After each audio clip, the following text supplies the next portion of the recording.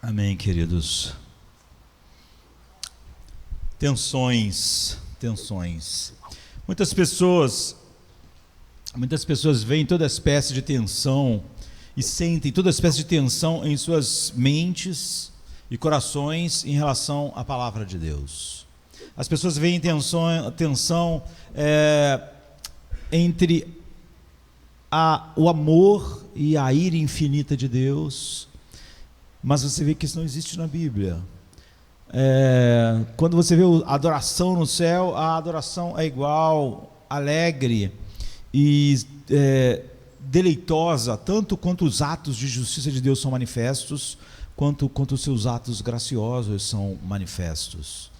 As pessoas sentem e falam sobre tensão entre a soberania de Deus, e a responsabilidade humana, mas a Bíblia nunca fala sobre a soberania de Deus sentindo qualquer tipo de tensão. Paulo diz, porque ele disse a Moisés: não depende de quem quer, nem de quem corre, mas de Deus usar da sua misericórdia. Jesus diz: ninguém pode vir a mim se o Pai que me enviou não trouxer. Ninguém pode vir a mim se do meu Pai não lhe for concedido. Você vê que nenhum deles estão sentindo nenhum tipo de tensão aqui.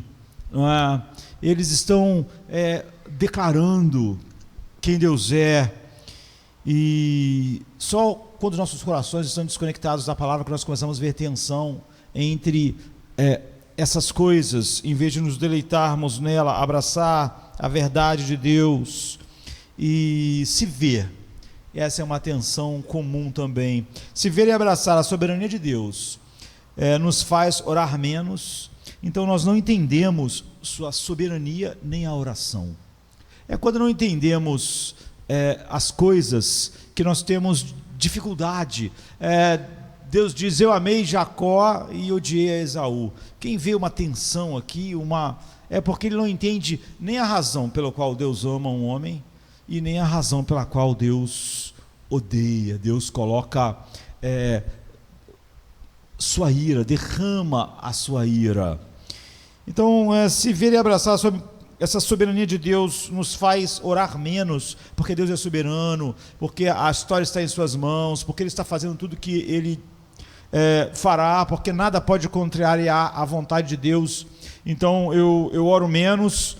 Então essa pessoa não entendeu a soberania de Deus e não entendeu a oração. Não há nenhuma tensão bíblica entre essa soberania de Deus, entre a soberania absoluta de Deus e a nossa vida de oração. O que há é o oposto, não é? Então a providência não torna a oração opcional ou incidental. É algo que está lá, mas não é importante. A soberania de Deus torna a oração vital e a oração indispensável. Não porque Deus não pudesse fazer de outra forma. Nunca pense que Deus não poderia fazer as coisas de outra forma. É óbvio que Deus poderia fazer as coisas sem oração. É óbvio que Deus poderia fazer cada um de nós se alimentar sem precisar de comida, ou seja, Ele poderia prover energia para os nossos corpos sem a necessidade de almoço, janta e café da manhã, e enfim, Ele poderia fazer, mas é assim que Ele fez. E é assim que Ele fez porque Ele quis. Então não é porque Deus não pudesse fazer de outra forma. Deus faz tudo o que lhe agrada, da maneira que lhe agrada, e isso é exatamente a declaração de como Ele é soberano. Mas porque o Deus soberano escolheu com precisão, com sabedoria, pendurar muitos dos seus planos na oração do seu povo.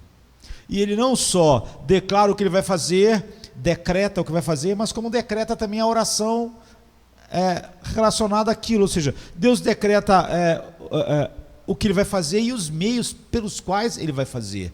Deus decretou sustentar minha vida até hoje, e eu não sei por quantos anos, mas decretou fazer isso através de todos os processos, alimentação, respiração.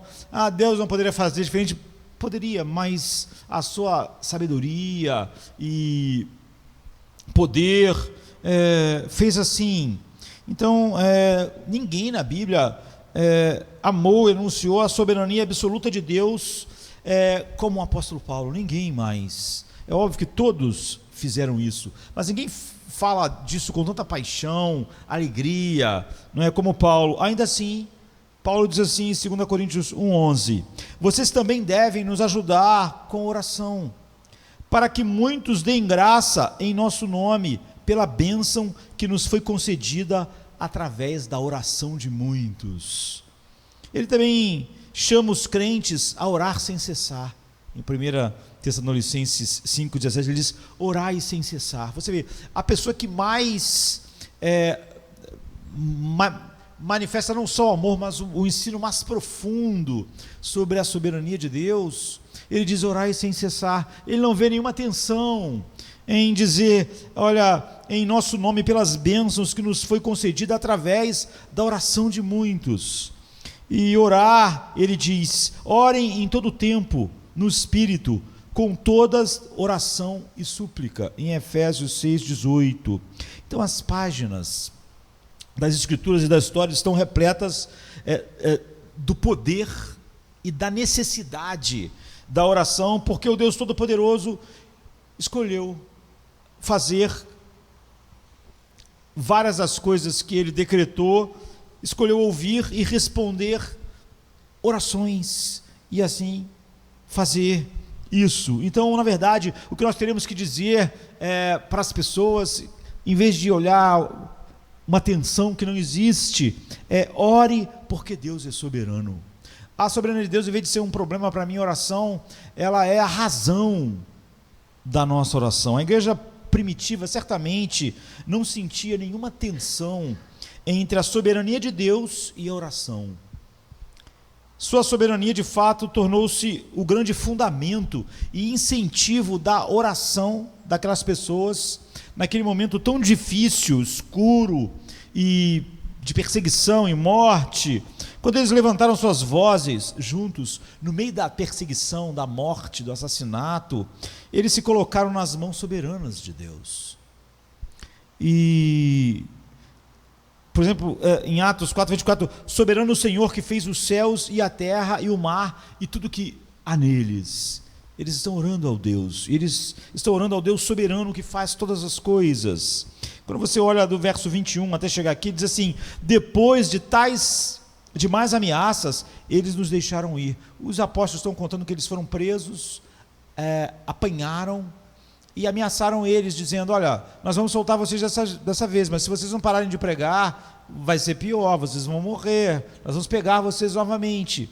E quando eles saem todos arrebentados e felizes por terem sido considerados dignos de sofrer afrontas por causa do nome de Cristo, eles vão até onde está a igreja, e eles dizem isso: depois de mais ameaça, eles os deixaram ir, não tinham como castigá-los, porque todo o povo estava louvando a Deus pelo que acontecera, pois o homem que fora curado milagrosamente tinha mais de 40 anos de idade. Quando eles foram soltos, Pedro e João voltaram para os seus e contaram tudo e que o chefe dos sacerdotes e os líderes religiosos lhes tinham dito. Ouvindo isso, ouvindo o que aconteceu, a prisão, a ameaça, levantaram junto a voz a Deus, dizendo, então eles oraram: ó soberano, tu fizeste o céu e a terra, o mar e tudo que neles há. E eles não pararam na criação, tu és soberano sobre toda a criação, não, mas eles saborearam a soberania de Deus até na pior situação, no maior horror que já aconteceu no mundo. Eles, na sua oração, saborearam a soberania de Deus no maior crime e a coisa mais pavorosa que aconteceu na história, não é? Então, nessa oração eles continuam. De fato, Herodes e Pôncio Pilatos reuniram-se com os gentios e com os povos de Israel nessa cidade para conspirar contra o teu santo servo Jesus, a quem ungiste. Fizeram o que o teu poder e a tua vontade haviam decidido de antemão que acontecesse. E o fato de que Deus soberanamente fez isso, não é? Predestinou e orquestrou todas as coisas, não impediu de pedir a Ele para fazer algo novo em suas vidas. O fato de que eles sabiam que Deus tinha decretado todas essas coisas inclusive a morte do seu filho, e ele era soberano sobre tudo. O fato de eles estarem celebrando isso não faz eles terem dificuldades em fazer oração. Então, na próxima respiração, no verso seguinte, que eles estão declarando isso, fizeram o que o teu poder e a tua vontade haviam decidido de antemão que acontecesse na cruz. Eles continuam dizendo: agora, Senhor, considera as ameaças deles e capacita os teus servos para anunciarem a tua palavra corajosamente. Estende a tua mão para curar e realizar sinais e maravilhas por meio do nome do teu santo servo Jesus. Eles não consideraram o seu plano ou a sua própria ousadia como algo garantido, não é? Eles não esperaram simplesmente, Deus vai fazer o que Ele quiser. Eles começam imediatamente a orar. Eles não presumiram que suas orações não faziam diferença em sua providência, ou seja, na providência de Deus. Não, eles oraram porque sabiam que a oração é uma parte vital do plano soberano de Deus para nós.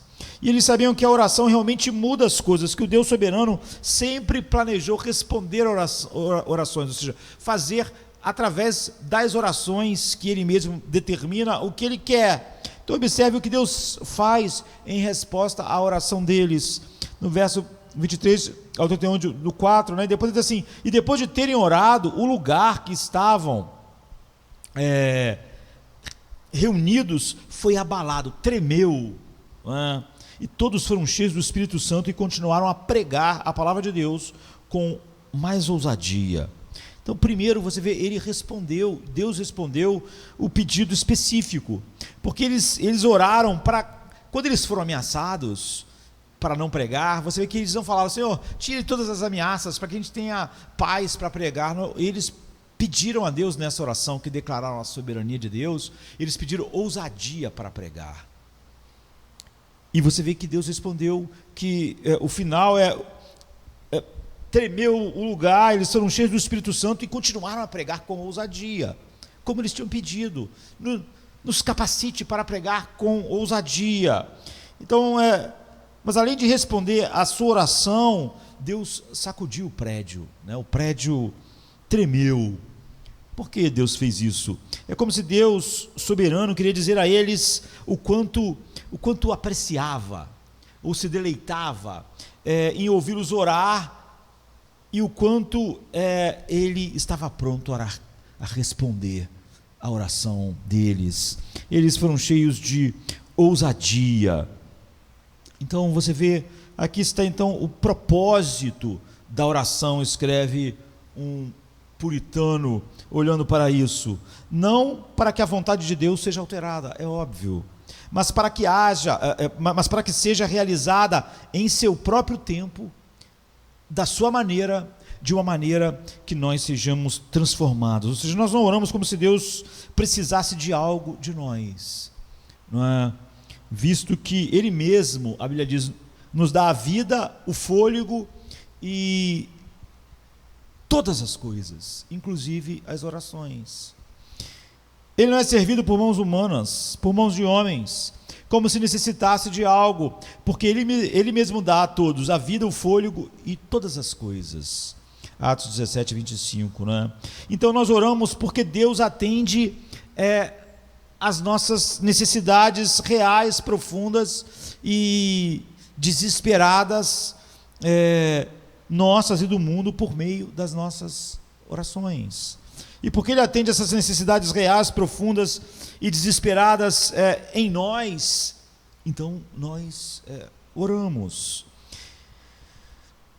João Calvino, eu estava lendo esses dias as Institutas, e João Calvino lá destaca brevemente 6 grandes benefícios da oração e de orar a um Deus que é soberano. Nas Institutas 3:20.20.3. E essas 6 razões pelas quais oramos, mas simplesmente é o fruto feliz de uma vida inteira de reverência diante do trono da providência, em vez de olharmos a providência de Deus em sua soberania como algo que deixasse a oração como desnecessário, porque Deus decidiu administrar tanto do mundo e da história por meio da oração, em parte porque Ele deseja abençoar, a nós, seus filhos necessitados, finitos e escolhidos por Ele na eternidade, e nos abençoar muito além das nossas escassas expectativas e imaginação. Nas nossas orações nós colocamos, comprometidos em estar sendo guiado pela palavra, colocamos nossas expectativas e a nossa imaginação diante de Deus. Deus sempre mostra que Ele faz muito mais além de tudo aquilo que pedimos ou pensamos. Isso é maravilhoso, quando nós pensamos no que pedimos e no que Deus fez, no que imaginamos e como era muito melhor. Portanto, além das realidades de que Deus realmente responde à oração e que Ele nos ordena que nós oremos, há muitas razões abençoadas para orar ao nosso Deus soberano. Há várias, não é? E brevemente, primeiro, para que o nosso coração fiquem mais unidos ao de Deus. Então, primeiro, essa é a primeira coisa breve que Calvino coloca. Então, primeiro, que nossos corações sejam inflamados com desejo zeloso e ardente de sempre buscar a Deus, amá-lo e servi-lo. E na oração, enquanto nós acostumamos, a oração nos ensina diariamente que cada necessidade nossa é suprida por Deus. Se nós não orarmos, ainda assim você vê necessidades são supridas, mas você acaba não vendo todas elas como vindo das mãos de Deus. Então, nos acostumamos em cada necessidade fugir para Ele. Isso treina o nosso coração de que Ele realmente é um refúgio. Porque tem pessoas que falam, vivem atemorizadas e apavoradas e sem paz, porque Deus não é um refúgio, como diz o Salmo 91, é o baluarte, o refúgio, o esconderijo do Altíssimo. Ele não aprendeu a ver Deus assim, não é? Ele não se acostumou em cada necessidade fugir para Ele como uma âncora sagrada que o sustenta. Nos dias piores, ele não consegue ver Deus assim.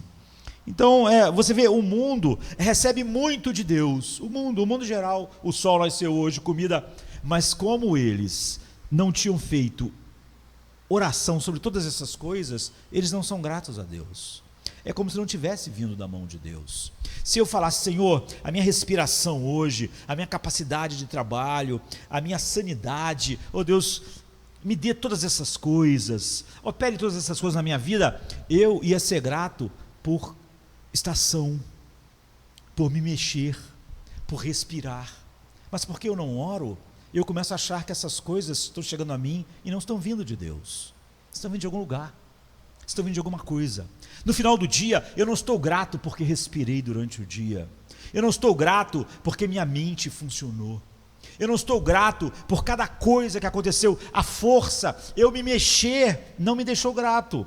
Eu me mexer da minha casa para o trabalho, dentro da minha casa, não me deixou grato, porque eu não fiz oração a Deus a respeito de todas essas coisas. Eu começo a achar que essas coisas chegaram a mim de outro lugar e não de Deus. A oração nos treina a perceber como tudo vem de Deus, à medida que eu sinto que sou um feixe de necessidades que é totalmente suprido a Ele. Eu me aproximo, fico próximo de sempre ter um coração grato por todas as coisas. No pior dia, Deus fez várias coisas maravilhosas na minha vida, mas se eu não oro, não é? Porque você vê eles aqui, eles estão orando a Deus, Senhor, nos capacite para pregarmos com ousadia. No outro dia eles pregaram com ousadia e foram gratos a Deus. Obrigado, Deus, por nos dar ousadia. Eles não se encheram de orgulho, está vendo? Fui forte hoje, eu fui lá, eu preguei. Não, eles oraram a Deus. Então eles sabiam que a ousadia para pregar vinha de Deus. Então observe uma mistura de alegria e oração no Salmo 34, poucas coisas vão alimentar nosso desejo e amor por Deus como a oração, nossa percepção das suas mãos se movendo na nossa história, na história, e poucas coisas irão esgotar nossa determinação espiritual e paixão, como a falta de oração. Não há paixão no seu coração sem oração, e não há também gratidão, ainda que Deus faça muitas coisas por você. Então observe essa mistura aqui no Salmo 37, 4 a 7, deleita-te no Senhor e Ele satisfará os desejos do seu coração. Entregue teu caminho ao Senhor, confie nele e Ele agirá. Fique quieto diante do Senhor e espere por Ele com paciência. Então, o deleite em Deus transborda o quê? Em oração a Deus. Estando em sua presença e entregando o nosso caminho a Deus, ele diz, e expondo o desejo do nosso coração diante dele, o próprio Salmo que está falando sobre isso é uma oração a Deus. E a oração em Deus aumenta o nosso prazer e desejo por Ele. E à medida que eu me deleito nele, Ele satisfaz os desejos do meu coração, que são desejos de um coração que se deleita nele. Então a oração também nos lembra consistentemente que em Cristo nós temos uma âncora segura. Nós não chegamos ao final do dia desapercebidos. Não é? O que paira sobre o mundo, como Paulo diz em Romanos, é que, tendo conhecido Deus como Deus, eles não glorificaram como Deus, nem lhe deram graças, nem foram gratos. Ora, se o homem passasse o primeiro momento do dia orando, pedindo tudo a Deus, não é? Ele poderia no final do dia agradecer a Deus pelo sol que brilhou sobre ele, mas ele não, à medida que ele não ora, ele não vê nada vindo das mãos de Deus para a sua vida, e não tem uma âncora firme da alma, como está em Hebreus 6,19. Jesus disse, se vocês permanecerem em mim, e as minhas palavras permanecerem em vocês, vocês vão pedir tudo o que quiser, e será feito para você. Então, a maior comunhão com Jesus aumenta a eficácia da nossa oração, muitas das vezes, apenas porque alinha o nosso coração ao propósito de Deus. É óbvio que a eficácia da minha oração está cada vez mais abundante, à medida que as palavras de Cristo permanecem em mim. E quando nossos corações estão alinhados com o dele, quando estamos mais satisfeitos com Deus, mais satisfeitos que o nome dele seja glorificado no mundo, buscaremos e receberemos e desfrutaremos mais dele, especialmente em oração. Então eu desejo que em cada coisa Deus seja santificado, aumenta em nós. Nossas orações vão sempre estar de acordo com santificado seja o teu nome, não é? Então, cada vez mais nós experimentamos o transbordar do desejo do nosso coração que se alinhou ao de Deus, vendo Deus fazer aquilo que mais glorifica o seu nome em nossas vidas. Em segundo lugar, ele diz, para que nossos desejos sejam purificados. Essa é outra coisa para a qual a oração nos abençoa, para que não entre em nossos corações nenhum desejo, nenhum propósito do qual temos vergonha. Ele diz de torná-lo Deus uma testemunha do nosso desejo. Se tu tem um desejo ruim, você só vai procurar gente estranha para ser testemunha do teu desejo. Mas se você tem um desejo desonesto, você não vai procurar uma pessoa honesta para falar, olha, o meu desejo é fazer isso, porque você sente vergonha. Essa pessoa vai pensar, você deseja isso? Você quer fazer isso? É o que você quer? Calvino está dizendo o seguinte, a oração, ela purifica os nossos desejos, porque se realmente eu tenho consciência de que estou diante de Deus e vou colocar meus desejos diante dele, eu teria vergonha de colocar qualquer coisa diante dos olhos dos quais os querubins e serafins se tapam, falar algo, manifestar a ele um desejo que é completamente contrário à sua santidade, um desejo baseado em ambição, em orgulho, centrado em mim, não em Cristo. Então a verdadeira oração, ela purifica os meus desejos, porque eu já começo a ver, isso aqui é indigno, eu não posso botar isso diante de Deus, isso aqui não, aquilo não, ora, como eu colocar isso diante de Deus? A oração, ela purifica os nossos desejos, não é? Eu não quero tornar Deus testemunha é o que a palavra que ele usou, desses desejos. Quando você tem um plano mau, quando você quer fofocar, você vai procurar quem? Quem gosta de ouvir fofoca? Quando você tem um plano mau, você vai procurar alguém que é mau o suficiente para gostar do seu plano. Mas você não vai procurar quem não gosta de fofoca. Ou quando você quer fazer algo mal, você não vai procurar alguém que diga, você vai fazer isso? Você vai confessar o seu desejo e até pedir ajuda para alguém que se pareça contigo. O que ele está dizendo é o seguinte: quando nós oramos continuamente, nossos desejos são purificados. Há vários desejos nos nossos corações que nós vemos, isso aqui nunca podia ser colocado diante de Deus. Então, em vez de eu colocar ele como um desejo, eu coloco como uma confissão, como um arrependimento. Não é? Então, porque sem deleite em Deus, eu vou ter desejos que não visam santificar o seu nome, mas o primeiro desejo da oração é: Pai nosso que estás nos céus, santificado seja o seu nome. A partir de eu sei que eu estou diante de um Pai, que apesar de ser meu Pai, é transcendente, está nos céus, eu quero que o nome dele seja santificado, todos os meus desejos já estão sendo purificados. Não é? A oração fiel expõe os nossos desejos míopes, egoístas, terrenos.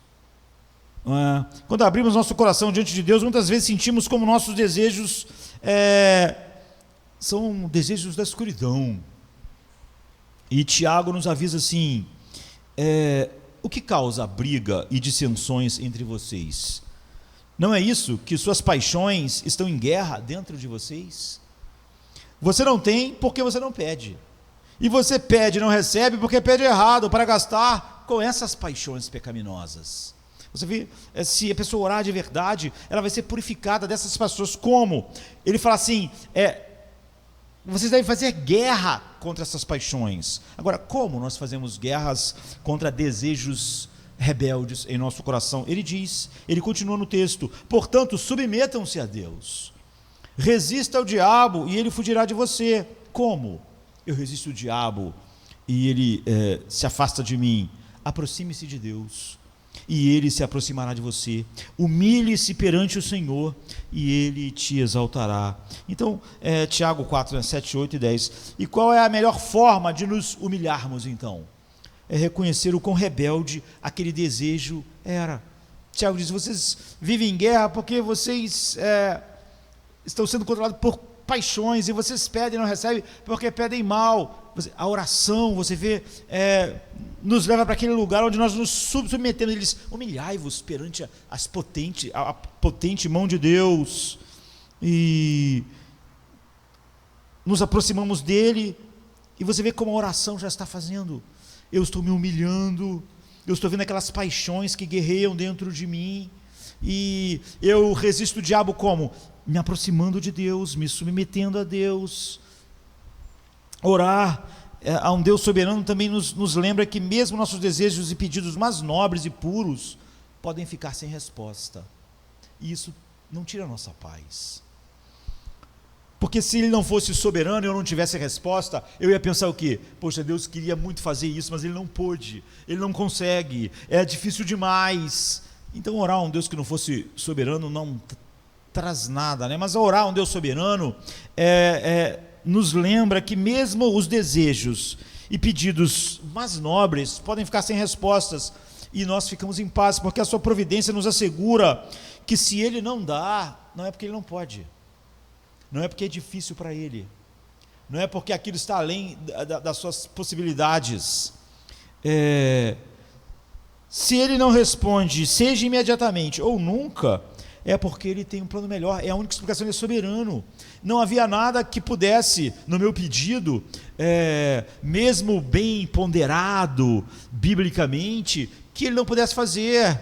É óbvio que ele tem um propósito de fazer além daquilo que eu estou pensando ou imaginando para o meu bem. Por quê? Porque ele é soberano. Se ele não fosse soberano, poderia ser por outra razão, poderia ser porque as situações estão complicadas demais, difíceis demais. Por mais dolorosas que sejam as orações não respondidas, elas são suportáveis com paz para aqueles que oram de verdade a um Deus soberano. Não é? Eu diria que até mesmo elas são estranhamente preciosas, porque nós sabemos que o Deus que nos ama está penetrante e meticulosamente no controle de tudo. E se as coisas não vão acontecer como nós colocamos diante dele, não há nenhuma possibilidade de ser, porque aquilo era difícil demais, ou Deus queria, mas não pode agora, mas só vai poder daqui a um tempo, porque agora ele não está podendo, como pessoas às vezes prometem nos ajudar daqui a um tempo, mas não podem agora. Se ele não faz agora, é porque ele não quer. Se ele faz depois, é porque ele sabe que depois é melhor. Ou se ele não faz nunca, também é porque ele quer fazer algo além daquilo que pedimos ou pensamos.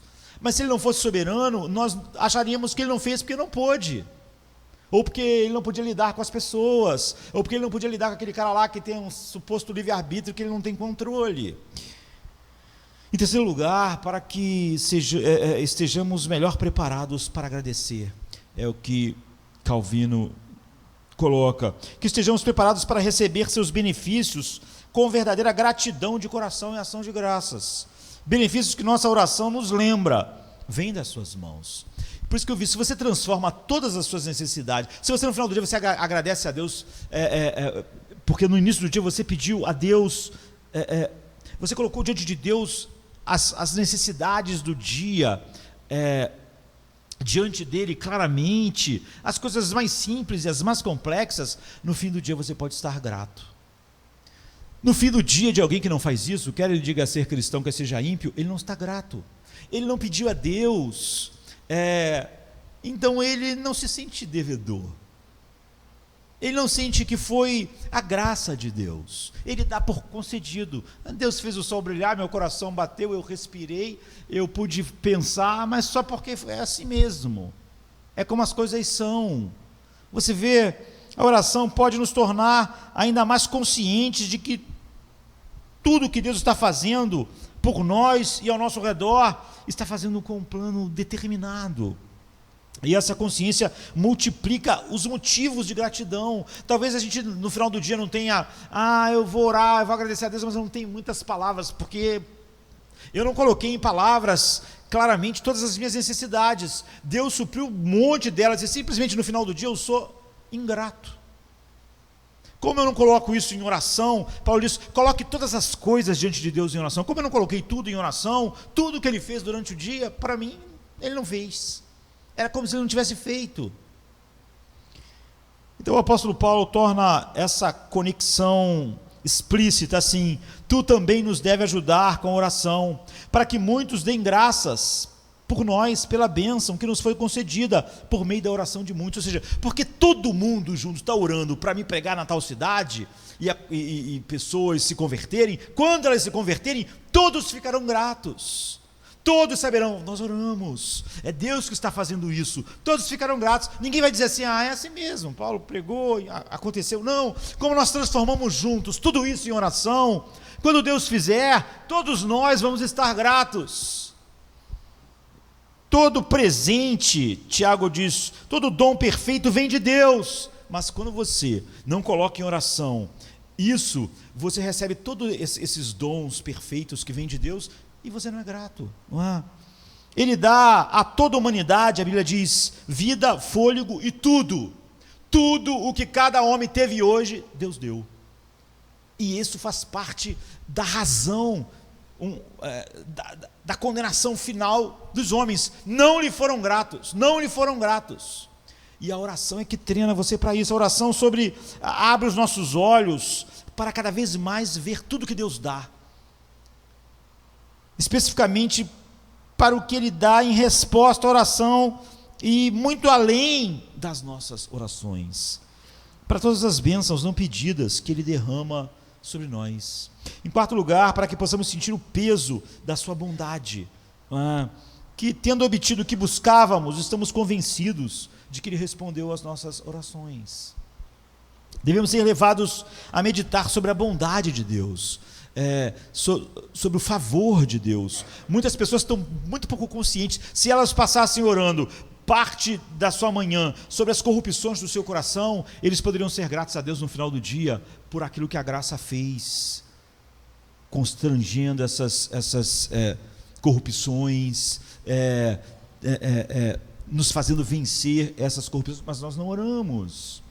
Então, quando foi a última vez que Deus respondeu claramente uma das suas orações? Talvez você nem tenha feito nenhuma oração clara, nem você sabe. Como é que você seria grato ou estaria maravilhado com a bondade de Deus? Você consegue se lembrar de uma ocasião em que algo pelo qual orou realmente aconteceu e as circunstâncias o levaram a concluir que isso é a resposta de Deus à oração, e você viu mais da bondade de Deus, e você foi mais cheio da gratidão de Deus? Então, para esse momento, o céu espreitam através das nuvens de tudo que sofremos e suportamos, para nos lembrar que o nosso Deus é todo poderoso e cuida de nós. Para qualquer pessoa em Cristo, a bondade de Deus não é uma experiência marginal, ocasional. Ele como se vê como um feixe de necessidades diante de Deus, ele tem uma experiência contínua e profunda da bondade de Deus. Nós vimos Pedro dizer: se é que você provou que Deus é bom. Ele coloca isso como condição de você ter sido regenerado. Ele diz, ele está falando sobre o homem regenerado, e você também, se é que você provou que Deus é bom, se é que teu coração está cada vez mais encantado com isso, e a oração faz isso, e sempre será assim. Deus nos salvou, Efésios 2,7 diz, para que nos séculos vindouros mostre a imensurável riqueza da sua graça na bondade para conosco em Jesus Cristo. Ou seja, ele tem uma bondade imensurável para conosco, mas que só pode ser vista, ampliada.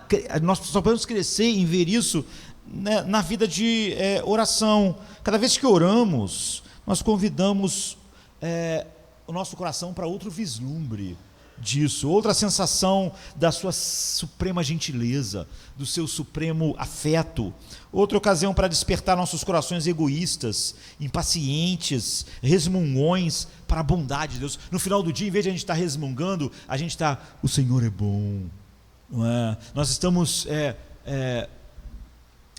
fazendo como aquele salmo que repete tanto que a gente não entende. Porque a misericórdia do Senhor dura para sempre. Louve a Deus por isso, porque a misericórdia do Senhor dura para sempre. E por isso, porque a misericórdia de Deus dura para sempre. Você vê, ele está vendo a bondade, está vendo a misericórdia de Deus. Ou como o Salmo 23, a bondade e a misericórdia me seguirão todos os dias da minha vida. Mas será que as pessoas percebem isso? Será que no final do dia elas estão realmente felizes, alegres, porque elas sentiram a bondade e a misericórdia perseguindo? Sem a oração, isso se esvai, essa percepção. Em quinto lugar, para que possamos confirmar suas promessas soberanas. Esse uso e experiência podem, de acordo com a medida da nossa fraqueza, confirmar a providência de Deus, embora nós compreendamos que Ele promete nunca falhar. Então, é da sua vontade que se abra o caminho para nós chamarmos a Ele no momento da necessidade, mas também que Ele sempre estende a mão para ajudar em todas as coisas que a gente não consegue enxergar. Quando nós oramos, nós já estamos exaltando a Deus, porque nós estamos acreditando na sua palavra. Senhor, enche o meu coração de paz hoje, que eu desfrute da tua paz em todas as situações. Por quê? Porque eu acredito no que Jesus disse: minha paz vos dou. Senão, em vez de orar a Deus, Senhor, me dê paz, eu ia dizer, não, mas não tem jeito, porque eu sou uma pessoa muito tensa, eu tenho esse problema, eu tenho aquele problema, eu tenho a tireoide que não funciona.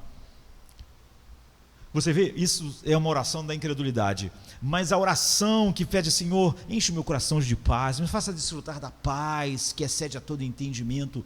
A própria oração já é uma exaltação a Deus, porque a oração é estar dizendo a Deus: eu creio, Deus, eu creio que a paz é algo que tu dá, eu creio que a paz é algo que tu opera em meu coração. Então, quando nós oramos, nós acreditamos no que Ele falou, nós acreditamos que Ele ouvirá, nós acreditamos que Ele responderá, nós acreditamos que Ele nunca nos deixará, e é por isso que eu oro: Senhor, não me deixe. Deus, em todos os meus caminhos hoje, esteja comigo, porque eu sei que Tu disseste: nunca te deixarei, nem jamais te desampararei. É por isso que eu estou lá, que Ele cumprirá todas as suas promessas, incluindo as promessas sobre a oração. Jesus diz aos seus discípulos, eu digo, peça e será dado, bata e será aberto, busque e acharás. Pois todo aquele que pede recebe, quem busca encontra, e a quem bate será aberto. Quando oramos, nós estamos levando Jesus a sério. Mas você vê, se nós não oramos, mesmo que Deus tenha aberto coisas, nós no final do dia não somos gratos pelo que aconteceu. E esperamos que nosso Pai Celestial nos dê bons presentes, como Ele diz, olha, vocês sendo maus, dão boas coisas aos nossos filhos, você acha que o meu Pai não fará o mesmo?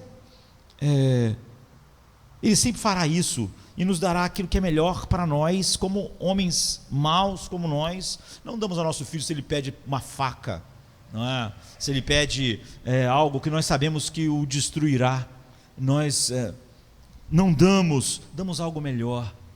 E ele diz, qual pai entre vocês, se o filho lhe pedir um peixe, em lugar disso lhe dará uma cobra? Ou se pedir um ovo, lhe dará um escorpião? Se vocês, apesar de serem maus, sabem dar boas coisas aos seus filhos, quanto mais o Pai que está no céu dará o Espírito Santo a quem o pedir. Você vê, Ele nunca vai negar nenhum desejo criado em nós por Ele mesmo. Quanto mais o Pai que está no céu dará o Espírito Santo a quem pedir. Portanto, a oração prova a fidelidade de Deus ao responder nossas orações específicas, em sua sabedoria e no tempo adequado, não é, como Ele disse que faria. E a oração também nos permite, entretanto, provar todas as outras promessas de Deus. Então, Calvino diz, aqui nas Institutas 3.20.2, nada nos é prometido que se espere do Senhor que também não seja ordenado pedir em orações. Ou seja, não há nada que Deus prometeu que Ele não disse que nós não devemos orar a respeito daquilo. Então, uma maneira pela qual a oração serve à providência de Deus e à nossa alegria nele, é nos convidando a suplicar que Ele faça o que Ele prometeu que ia fazer nas Escrituras. E se você deseja começar a orar pelas promessas de Deus, deve conhecer essas promessas. Nós ficamos aqui na igreja meses estudando apenas as promessas de Deus e como utilizá-las na nossa vida espiritual. E em sexto lugar, não é, para que possamos estar mais satisfeitos em Deus. É a sexta coisa que Calvino colocou, que ao mesmo tempo abraçamos com maior deleite as coisas que reconhecemos terem sido obtidas por oração. Por exemplo, as mães amam seus filhos, mas poucas mães amaram mais seus filhos do que Ana, porque Samuel foi fruto de uma contínua oração diante de Deus. Muitas mães têm um filho, é maravilhoso, mas eu tive um filho, tive relação sexual com meu marido e tive um filho, não há gratidão nenhuma. Ela acha que simplesmente aquele filho veio de qualquer lugar, ela não vê como aquele filho tendo vindo das mãos de Deus. Mas Ana, porque esse é o filho por quem eu orava, ela via Samuel como, infelizmente, muitas mães não veem seus filhos, porque como ela não orou, ela não acha, ela não tem o seu coração cheio de gratidão, porque aquilo é algo que Deus deu. Mas Ana, é óbvio que o filho de todas as mães é tão dado por Deus quanto o de Ana, mas Ana tinha uma especial percepção de que Deus tinha dado um filho a ela, não é?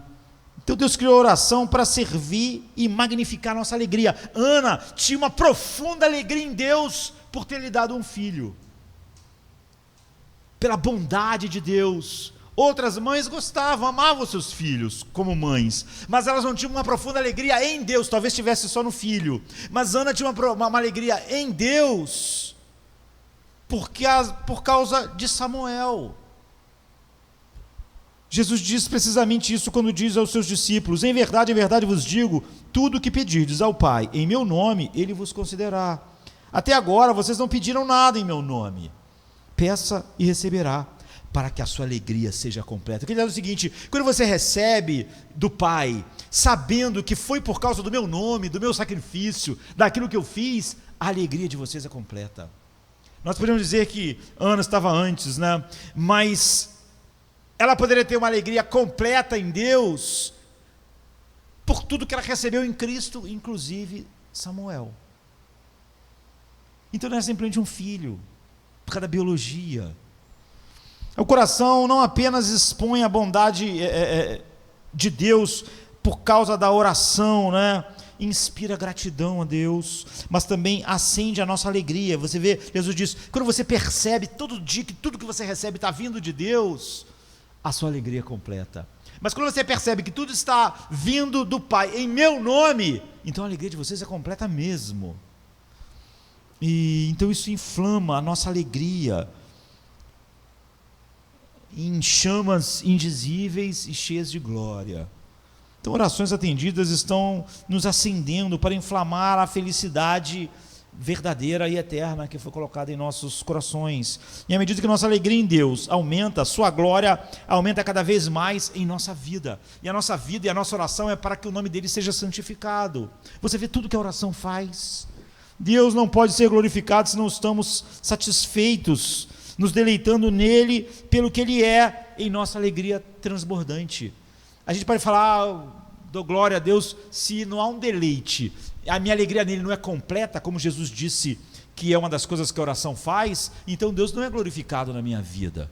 Portanto, se a oração desperta uma satisfação mais calorosa, intensa em nossa alma, exalta sobre a sabedoria de Deus, o poder de Deus, a bondade de Deus, o valor de Deus, então você vê como a oração é a chama da vida, exatamente porque Deus é soberano.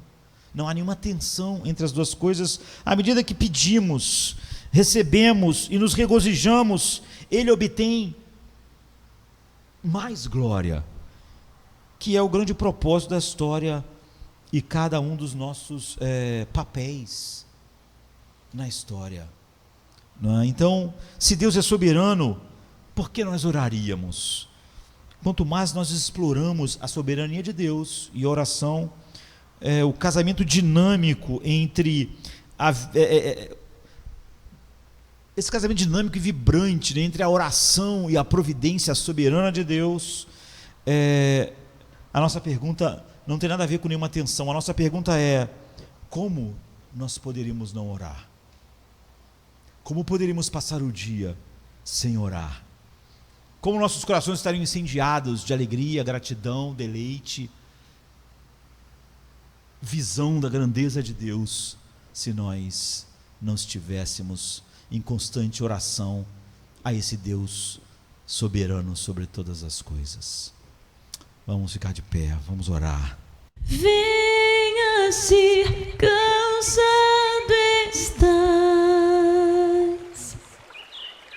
e eu descanso darei.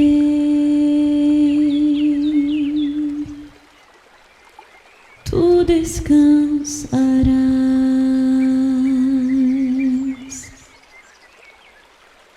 Venha a mim se não tens paz, e eu darei paz sem fim.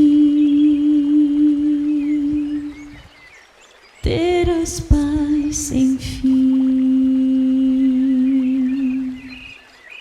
O meu jugo é leve, o meu fardo graça dá. Tome tua cruz, te darei a